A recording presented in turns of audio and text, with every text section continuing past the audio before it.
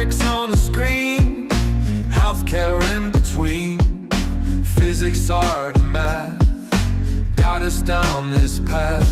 Historical tales come alive, where science and stories dive, blended facts with heart, knowledge from the start. Meet rich blues we sing, to the future memory. Health and science in the mix, Meadbridge got the fix. Complex subjects make right clear now every episode in ways that we actually acquire leads the way, and ways that make me more efficient. in the world of digital streams, turning knowledge into dreams. Through the tales of old, new stories unfold. Thank you so much for joining with me. It is truly an honor and a privilege. MedBix Webcast is a new kind of healthcare media channel to break the silo mentality and foster interdisciplinary thinking. Our mission is to fill that gap and to create a curiosity through different lenses, tapping the passion that guided the historical figures in medicine and bringing present-day groundbreaking research to the front lines. We interview physicians and leaders in the industry about present-day healthcare challenges. Hey, welcome to the MedBix Webcast. This is Ramana Raju. Welcome. I want to tell you, I went recently to Chicago. I attended American College of Cardiology, and I attended one of the best conferences of American Association of Cardiologists of Indian origin. All Indian doctors get together, cardiologists get together. I've been attending that conference for a long time. I'm not a doctor, but I attended this. I'm a supporter of Dr. Nanda and all those people there. I know Dr. Nanda for the last 30, 40 years. So it is a really privilege to meet at that time Dr. Nathan Wong. Just before that, I wanted to tell you a little bit about that. I have two children. They're mixed race. My ex-wife is African American. I'm Indian, as you know. So we have a mixed race.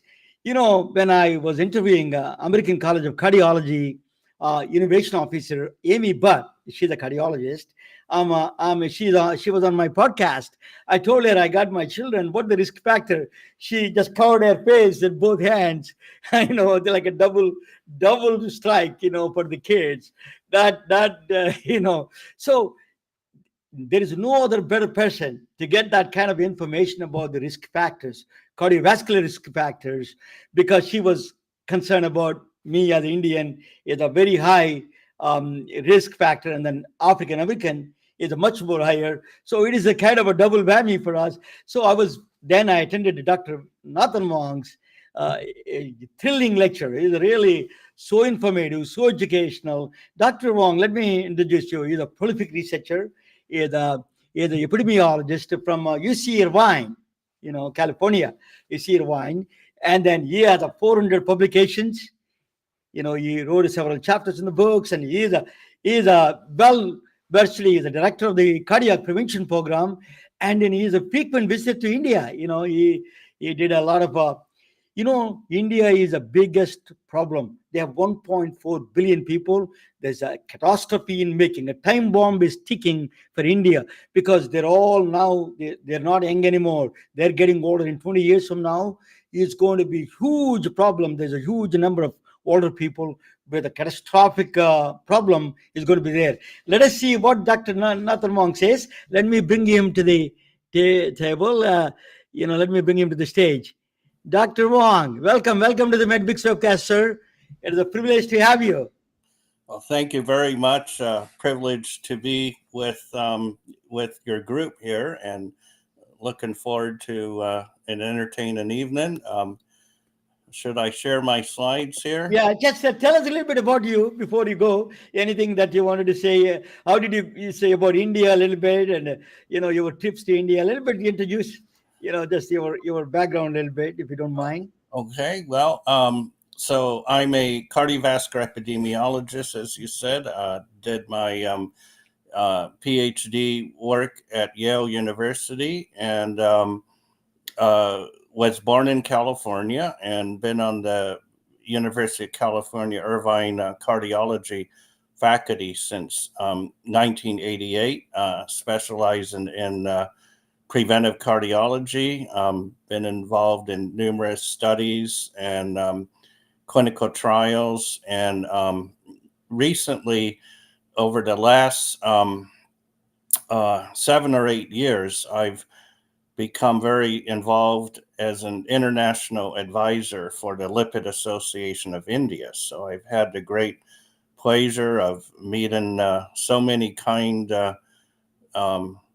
colleagues throughout India, and been to many of India's finest cities and sites, and have really had the opportunity to help with several of the Lipid Association of India consensus documents. So I'll be talking about some of that as it relates to prevention of cardiovascular disease and lipid management, and really focusing on my topic of lipoprotein little a, which is really a significant problem in the South Asian population, and something that really all people in India and throughout South Asia need to know about. So I think with that.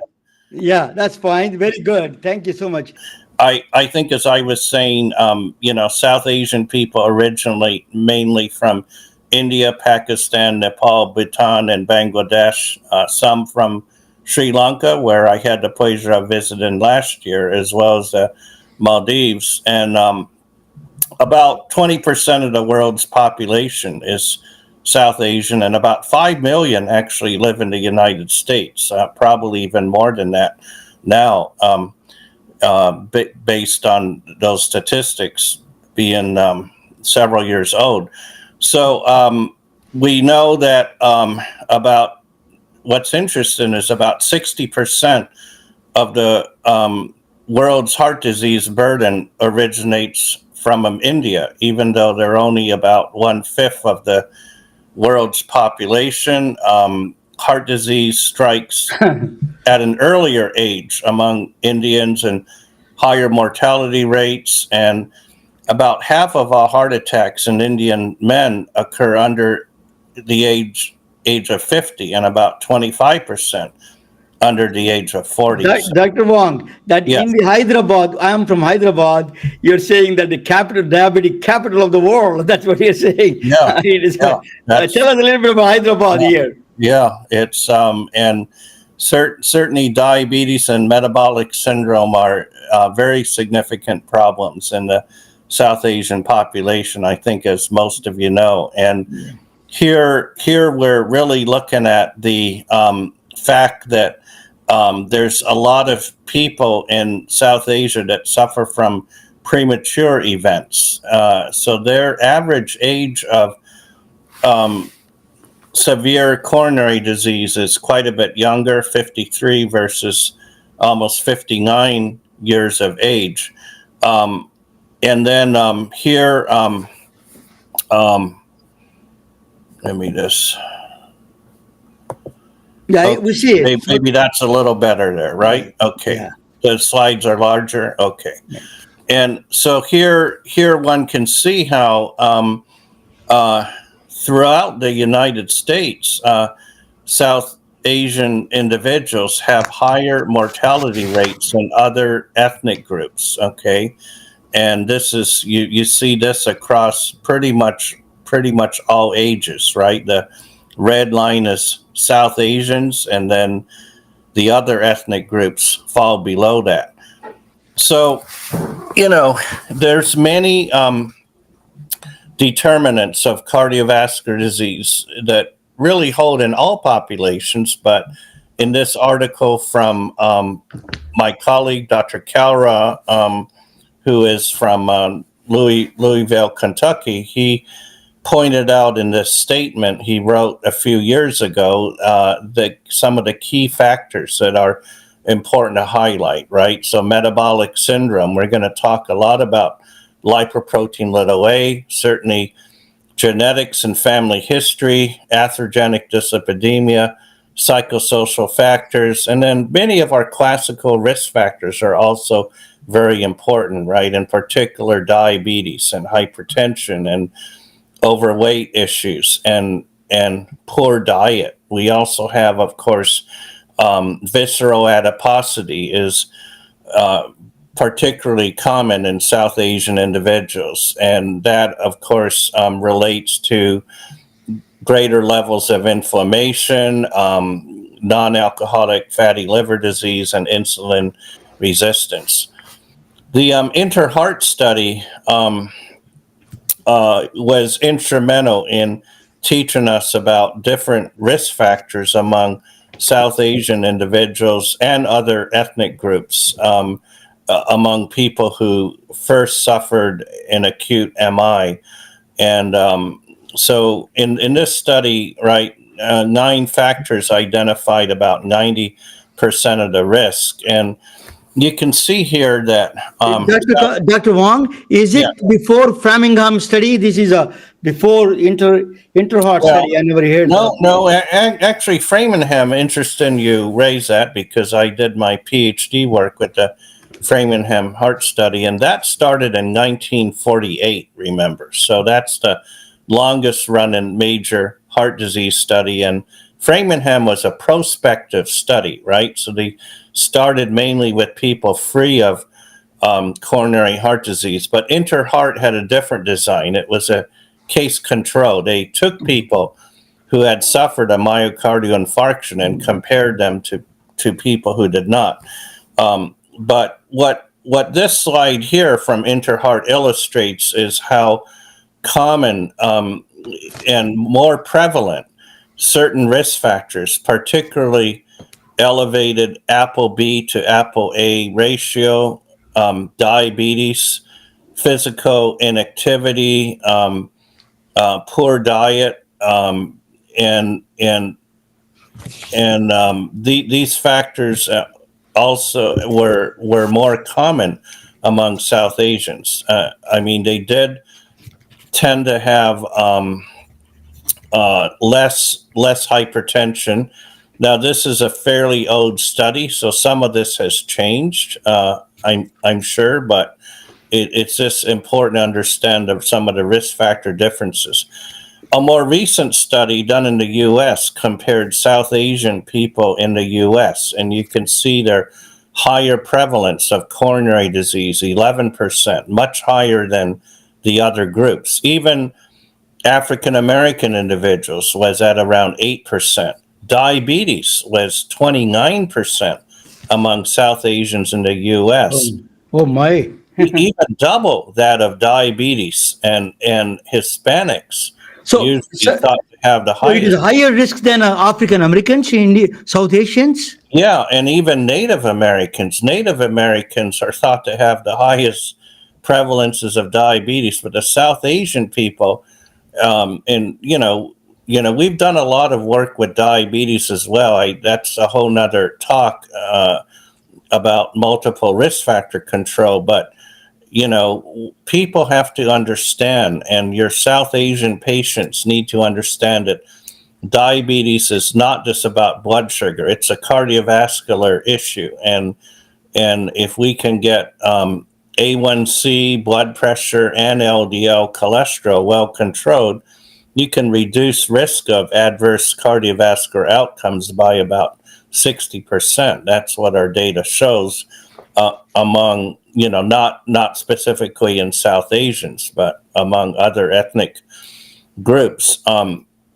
You can also see, but what's interesting is that high LDL cholesterol is not necessarily more common in South Asians, right? So what's happening is that they're suffering early coronary disease despite similar, or in some cases even lower LDL cholesterol levels in other groups. But the prevalence of low HDL, you can see, is quite high, and high triglycerides, look at that, 70%, more than double that of other groups, right? So this atherogenic dyslipidemia that is common in particularly in people with diabetes and metabolic syndrome, low HDL and or high triglycerides is much more common in South Asians, right? And remember that your atherogenic dyslipidemia, even if the LDL is not seriously elevated, predisposes you to the more atherogenic small dense LDL cholesterol. So one of the things that we have to think about is how do we best assess cardiovascular risk in South Asians? And, you know, and as most people know in the United States, and, you know, we have the pooled cohort risk score, the ASCVD risk calculator that's shown on the left and has certain risk factors, but does not include South Asian ancestry to choose from, and that's the same problem with other risk scores, you know, like the European risk scores. But the Q risk is about the only one that actually does include South Asian ancestry. This is developed from the UK, so it of course, you know, the extent to which it is applicable in South Asians and other parts of the world, we're not certain, but at least it does include South Asian ancestry. So you can calculate your 10-year risk there. There have been suggestions like from this. Excuse me, sir. Is that the test that you do? Is it what kind of test you do that, or the score you're measuring? Is there any? You have to do some kind of any scoring, or just a plain racial composition and triglycerides or blood test, or what? Yeah, nothing unusual. I mean, yeah, this typical blood test. Yeah, you don't need any specialized lipid testing or coronary calcium scores. I mean, it does ask you though if you have rheumatoid arthritis or chronic kidney disease. So you need to know a few more things than you do from the other scores, but it is meant to be implemented in an office-based practice, so does not need specialized testing. I mean, but we're going to get later onto how we can incorporate Lp(a) into a risk score. That's a very interesting topic. So here, what we have is people. These are some recommended risk factor levels for South Asians from the statement that Dr. Kara wrote, and you can see here that you know. One of the things we have to understand is that there's lower cut points for abdominal obesity in Asian individuals. So this, like in East Asians, South Asians, we want to see that waist circumference below 80 centimeters for women and below 90 centimeters for men. That's very important because remember, it's the visceral adiposity that drives a lot of these risk factors. And BMI below 23. And then we're going to talk more about lipids and what targets we should have, particularly for LDL cholesterol. Triglycerides, like in other populations, we want that below 150. And A1C, ideally below 6%. And Lp(a), we're also going to talk more about that.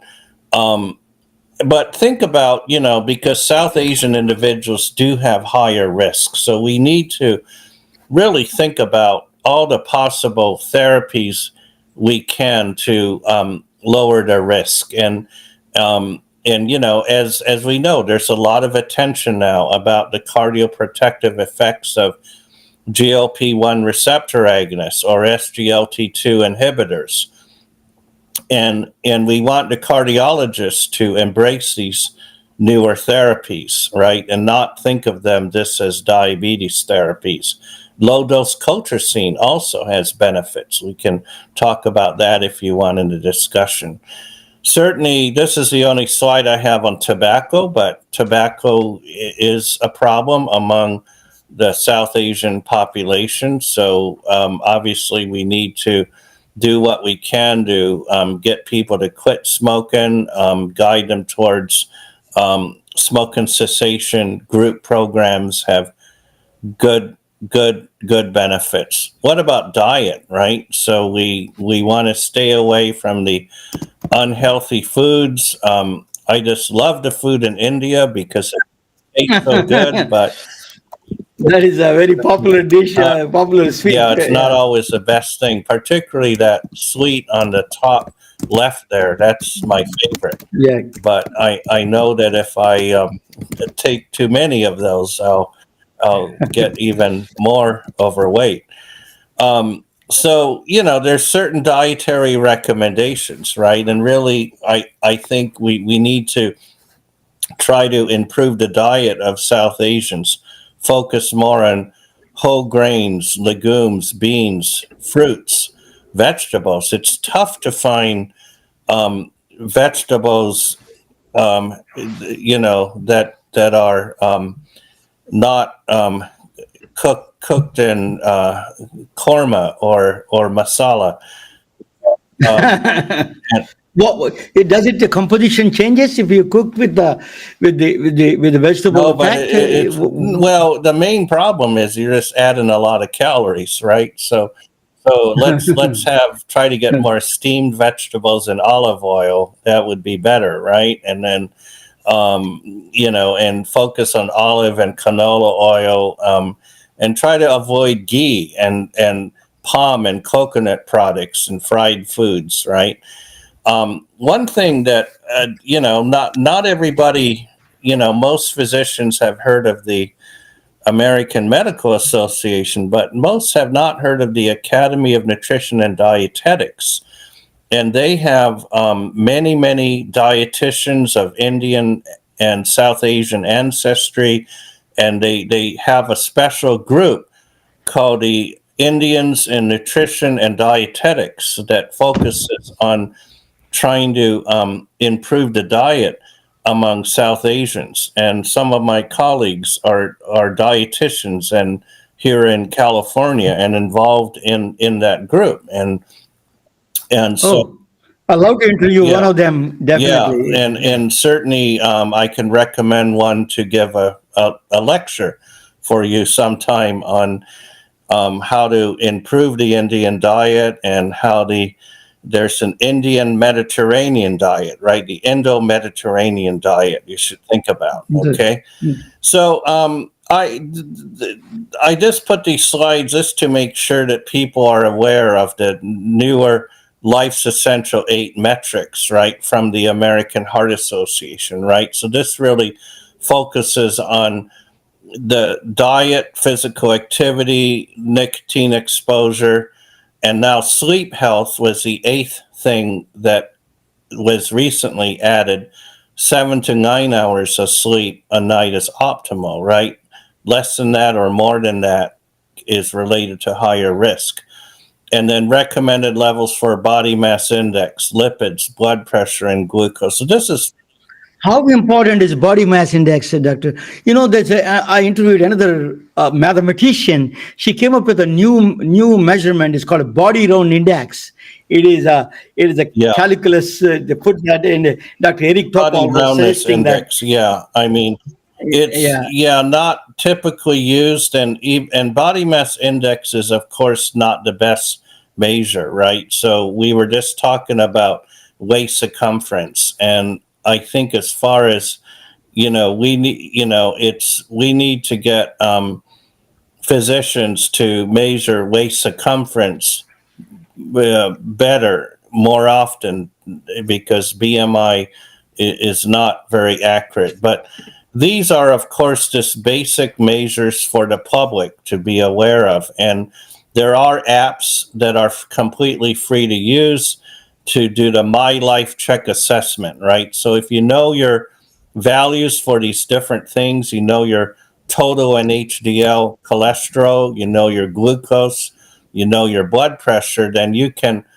get a score. You can get a score and you can get a report. And I highly recommend this to be promoted to the public, right? So, so the physicians on this call, you can tell your patients about this, because we know that if you're at ideal levels of most of these factors, like if you're at ideal levels of 6 of these factors, right? Non-smoking, ideal BMI, physical activity, healthy diet, cholesterol, blood pressure, and glucose. Your risk can be as much as 89% lower. Okay, so these are not data specifically from South Asians. This is from the ERIC study that was included African American and white individuals. But the concept here that I want to get across to everyone is the importance of multiple risk factors and their control, and how much that can lower your risk compared to if none of these factors are in control. So let's talk a little bit about why do we have, so now we're going to kind of switch gears and focus on lipids, right? So why do we have more aggressive lipid management recommendations that I'm going to talk about? So we talked about the epidemic of increase in cardiovascular mortality in Indians and South Asians. They develop heart disease 10 years earlier than other ethnic groups. Coronary disease tends to be more severe because they have smaller coronary arteries, and this can result in premature coronary disease. And LDL levels might actually be a little lower than Americans and Europeans, but still, despite that, they're getting coronary disease earlier. We talked about the atherogenic dyslipidemia, right? High triglycerides and low HDL. And remember, in our ACC guidelines, South Asian ancestry was specified as a risk enhancing factor. And we're going to talk a little bit about the LDL targets that the Lipid Association of India recommends, that are the lowest targets in the world, because we feel that the targets, the other international targets, are not appropriate for South Asians because of their premature disease. So, so there are different, what we call major risk factors: advanced age, smoking, high blood pressure, low HDL, and then high risk features, right? So family history, metabolic syndrome, coronary calcium. I've been involved in that for 35 years. So I'd be happy to talk to you about coronary calcium sometime, metabolic syndrome. And we're going to focus on lipoprotein little a, 50 or higher. At 20 to 49, it's a risk modifier.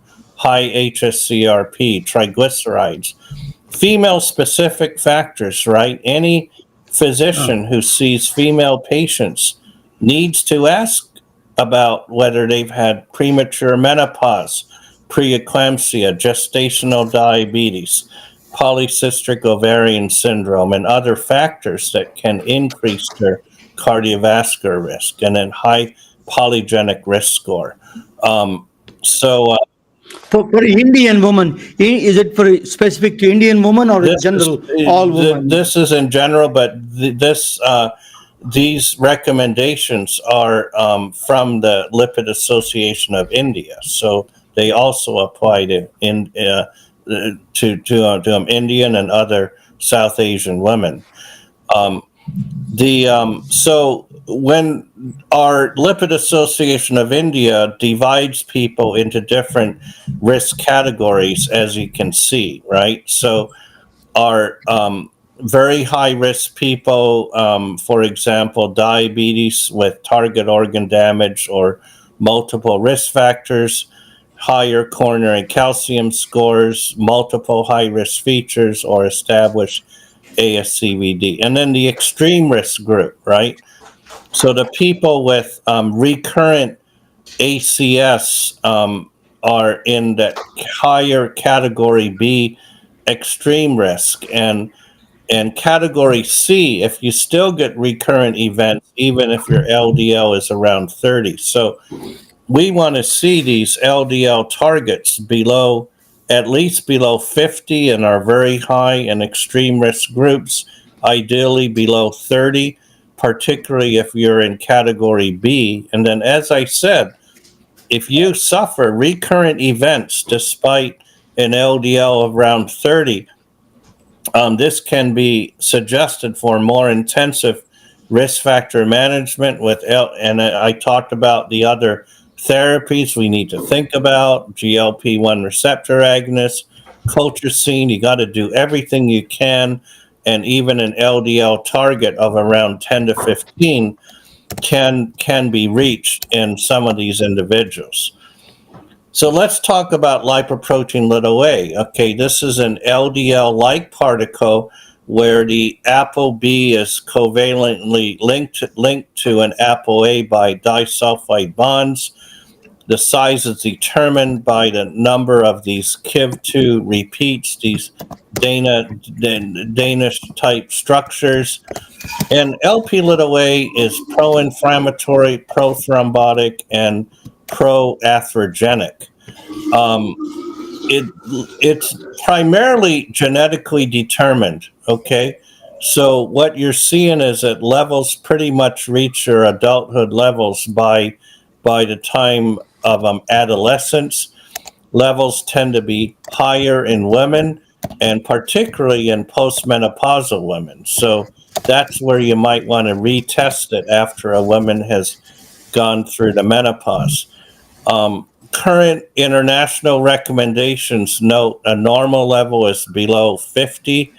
And in India, we consider 20 to 49 a risk modifier. And then increased levels are 50 or higher milligram per deciliter or 125 nanomoles per liter. Remember, Lp(a) can be measured either way. It's preferable to have a nanomole per liter assay because those are isoform independent, but the most important thing is to get a measure. So if your lab only does it in milligram per deciliter, you should definitely take it. So 1.5 billion people in the world have elevated Lp(a), 65 million people in the US. What's interesting that I just found shocking was 1/5 of the elevated Lp(a) levels in adults happens to be in South Asian individuals. How do you test LPA levels? What is the testing mechanism, Dr. Wong? Well, there's actually ELISA assays and there's other types of assays too. But what I was saying is that that ideally you want to get a nanomolar per liter assay instead of the milligram per deciliter assay, but you can take either. Okay, the most important thing is to get it measured, and there's limited standardization, but overall, and there are variations between labs and between assays. But in general, if you have a high level, it's going to be high among most of your assays, or if your level is very, very low, it's kind of where you're in the borderline range that some do recommend, perhaps. What kind of a genetic testing you do that, Dr. Wong? Well, there is there are Lp(a) genetic variants, but it's generally not done very often. Okay, we're mainly making treatment decisions not based on whether you have a genetic variant, but more based on your level of lipoprotein(a) as measured. So guidelines do not universally recommend genetic testing, but if you have it available, it could help motivate the patient better, right? So having a positive genetic test, whether it's for FH or for Lp(a), can help motivate the patient. So this slide here really shows that there's a wealth of evidence where elevated LP(a) is associated with higher risk from meta-analyses, Mendelian randomization, genome-wide association studies, and you see higher risk, particularly for MI and aortic valve stenosis. People with aortic valve stenosis really especially need to have their LP(a) tested because that might be a cause of their aortic valve stenosis. We know higher levels do relate to greater progression of aortic valve stenosis. Other events, even heart failure and stroke to some extent, and atrial fibrillation have been linked to elevated LP(a). This was a study we published in JACC last year, pulling 5 major U.S. cohort studies, found a 46% increased risk if you were above the 90th percentile. That averaged about 53 milligram per deciliter.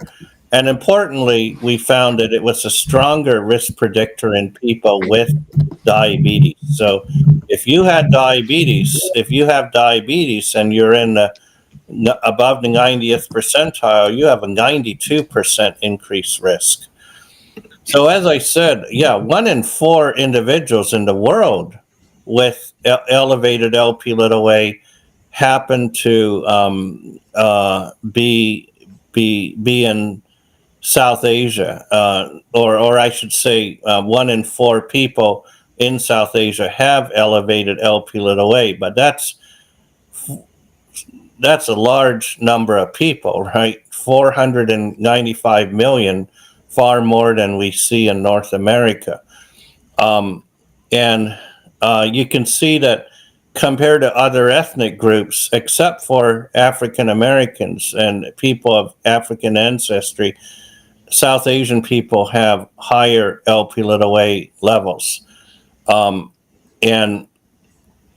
the UK Biobank nicely showed us, though, that per increment in elevated, so the relative risk was similar, right? So not greater in South Asians, comparing 150 nanomoles to under 150, 1.37, that was between that of black and white people. But look at that incidence per 1,000 person years, right? So the absolute risk increase is quite a bit greater because South Asian people, to begin with, have higher baseline risk, right? So even though the hazard ratio was not much greater, the added absolute risk is greater. So that's a very important point to make.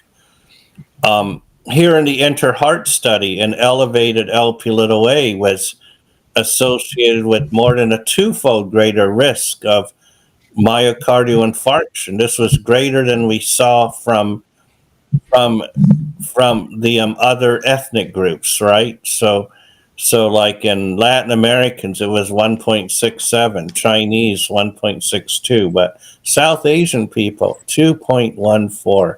So LP(a) is a stronger risk factor in South Asian than in others, at least from the Inter-Heart study. And they had the highest population burden, right? So the population attributable risk of MI was, 9% of that was explained by elevated LP(a), more than for the other ethnic groups.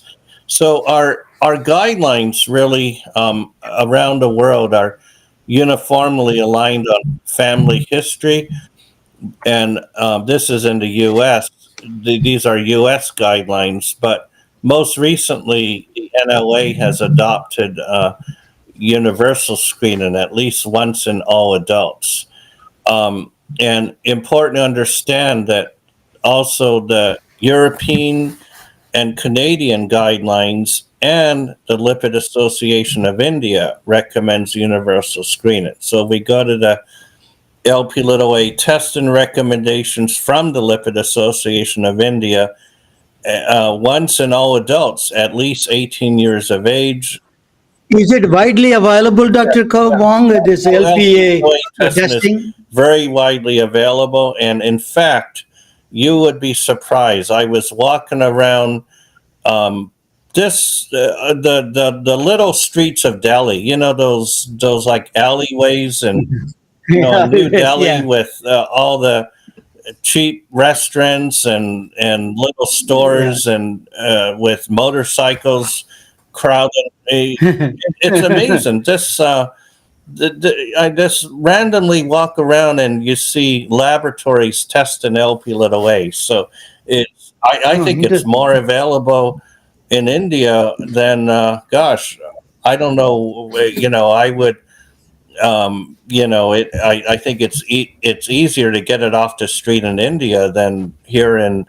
Uh, you have to go through a process, and you Well, find a lab lot that of will do insurance it here process. in the U.S. But yeah, no, but it is widely available, and most insurances in the U.S.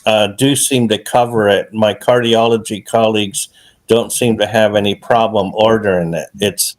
It's possible that in certain underserved populations with Medicaid, it may be more difficult to get that reimbursed. But the average price is about $50, right? So if you're talking about, I mean, people spend that much for lunch or dinner all the time, but you're talking about the most important genetic risk factor for cardiovascular disease. Okay, so here, and then you can see. Can you compare the other ones like calcium scoring? Is it is it comparable to that kind of Well, scoring? You get a better calcium results? scoring, remember, is directly measuring subclinical disease, right? And Okay.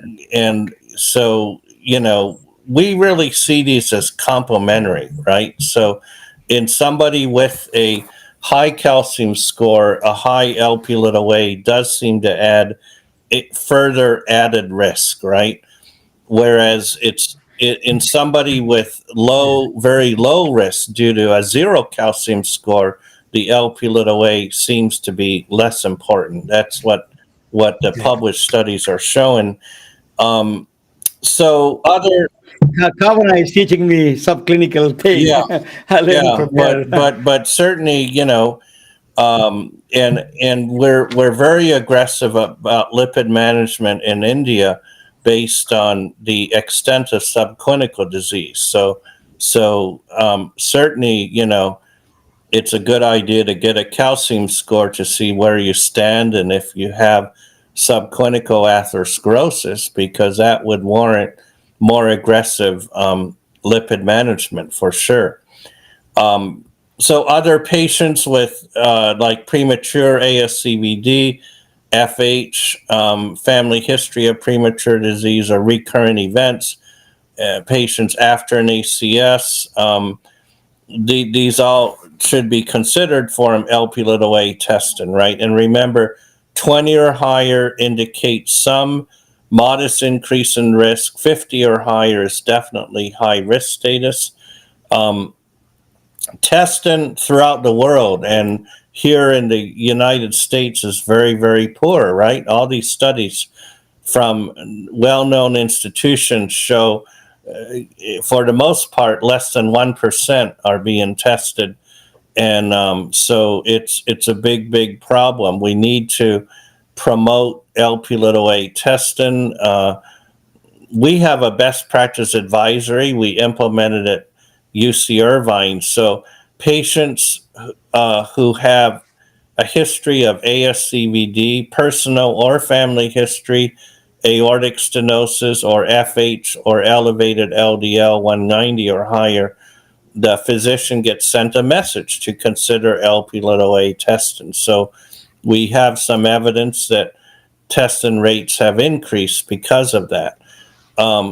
So one thing that we have to understand. So as I said, regardless of the test you have, if you have a very low level, you're probably likely to be low. very high level, you're likely to be high. But it's a gray area, right? Like 30 to 50, where, maybe one assay might, overestimate or underestimate compared to another. And you might consider retesting. But for the most part, many people will be low and some will be extremely high. It doesn't matter so much. So one of the concepts that we have to understand, because a lot of physicians will say, well, we don't have any approved pharmacotherapies, right? We only have LDL apheresis. It's not widely available, and there's drugs in development.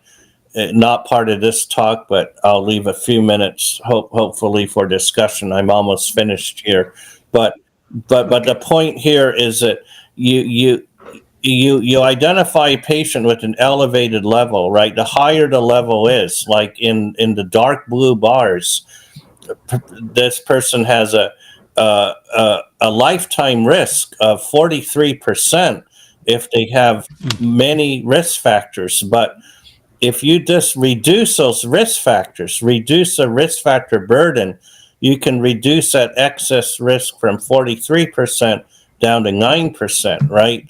In someone with a high Lp(a). If they have a low Lp(a), that excess risk is 25%. If you have a lot of risk factors, and you're reducing it down to 5%.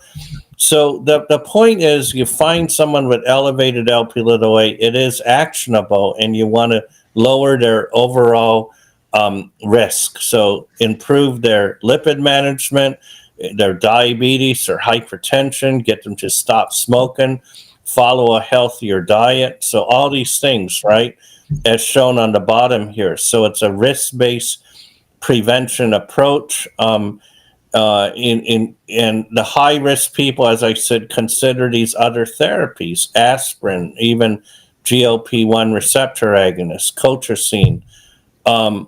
And then the one other thing is we can include Lp(a) in a risk score. So here you can multiply it by your 10-year predicted risk by 1.11 raised to the power of the Lp(a) in nanomoles divided by 50. This was published by the AHA 2022 statement. But we created our own Lp(a) risk score recently based on a US cohort. What I just showed you here, that 1.11 comes from the UK Biobank. But we're published our risk score a few months ago in Circulation, Genomic, and Precision Medicine. And the way it works is you have these factors, and right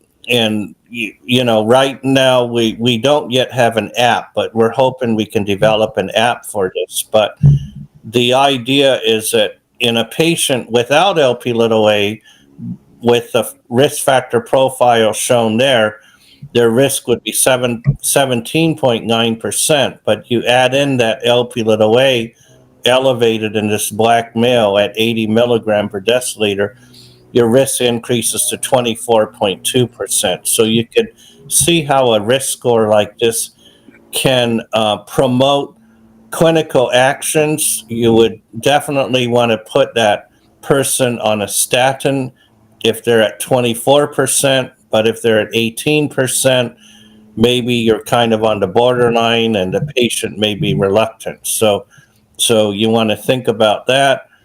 Why test Lp(a)? It can help identify people's risk and promote intensive risk factor management through shared decision making.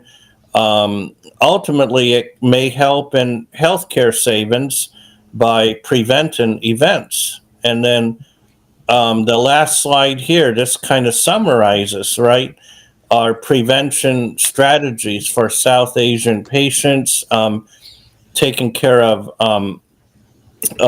assessing both modifiable and non-modifiable risk factors and trying to address those modifiable risk factors that we talked about earlier. And that's all relevant. In a person with elevated Lp(a), reduce all these modifiable risk factors as shown on the bottom there: diet, lifestyle, physical activity, dyslipidemia, hypertension, diabetes, and really, culturally tailored strategies for our South Asian patients, right? Not all our U.S. recommendations are and are necessarily culturally tailored for South Asian and other ethnic groups. So we need to consider that. So with that, thank you very much for your attention. I guess we just have a couple minutes for any. Yeah, you can a little bit extend a wonderful lecture. It's really, really very informative source. You know that you're saying LPA testing should be gold standard. Before I hand over to Kavana, I'm much more better knowledgeable than me. So is the LPA testing? It should be widely available and it should be done across the board. That's what you're recommending, right? If I understand you correctly. Yes, exactly. Yeah, any adult who has not had their LP(a) tested, particularly since it's more prevalent in South Asian individuals, and South Asian individuals have a higher baseline risk to begin with. It makes it even more imperative that this be tested among all South Asian adults. Certainly, ideally first you're going to want to make sure the higher risk ones, right? Those with ASCVD, those with diabetes, those with multiple risk factors get tested first. Yeah. Dr. Kavana she practiced in Oh. India. Now she is in Silicon Valley. Okay. She sees both Indian patients in India, Indian patients here. So tell us a little bit about your experience. You get your questions, Kavana. Go ahead. Okay, well, thank you for that introduction. I'm really excited to be joining in this part of the conversation with Dr. Wong.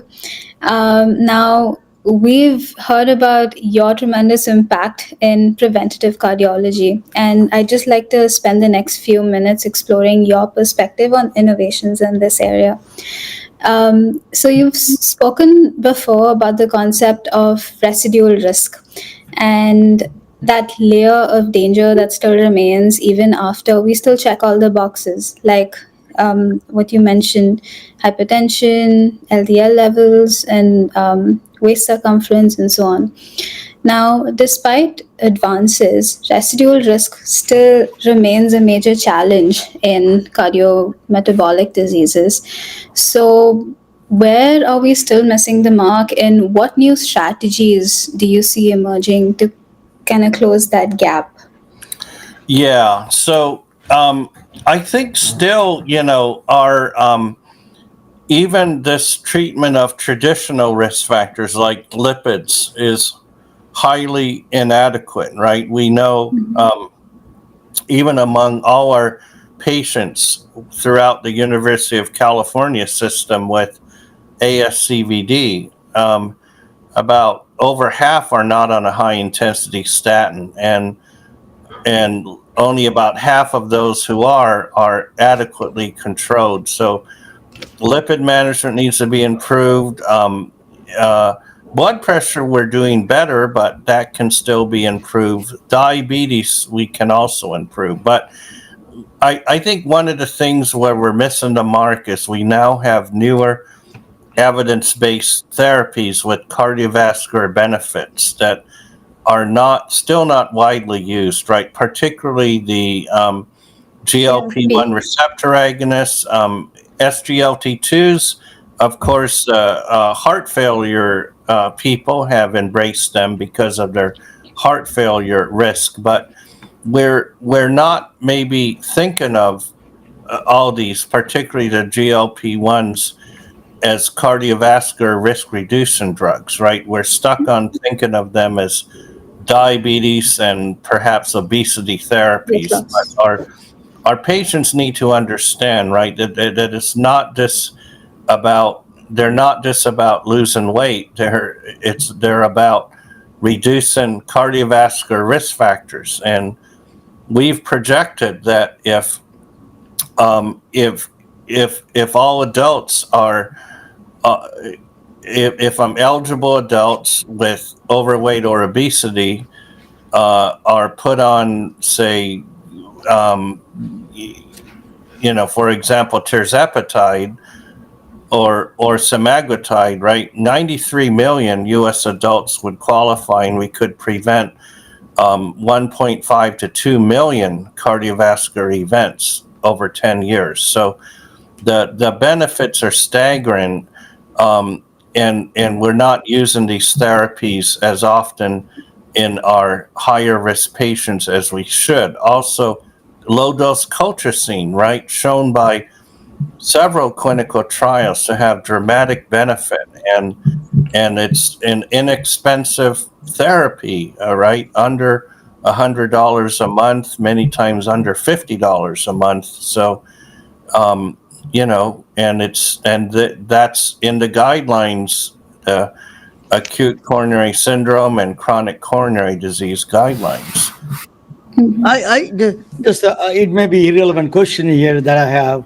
What do you think of intermittent fasting reduces the prevention? Anything related to the preventive side of the episodes, the intermittent fasting? Yes, so I can recommend a great speaker for intermittent fasting later. But there is emergent evidence that it can definitely help in terms of improving cardiometabolic risk factors. And my colleagues, both Dr. Taub and Dr. Wilkinson, have done some great work on that. Okay. That's wonderful.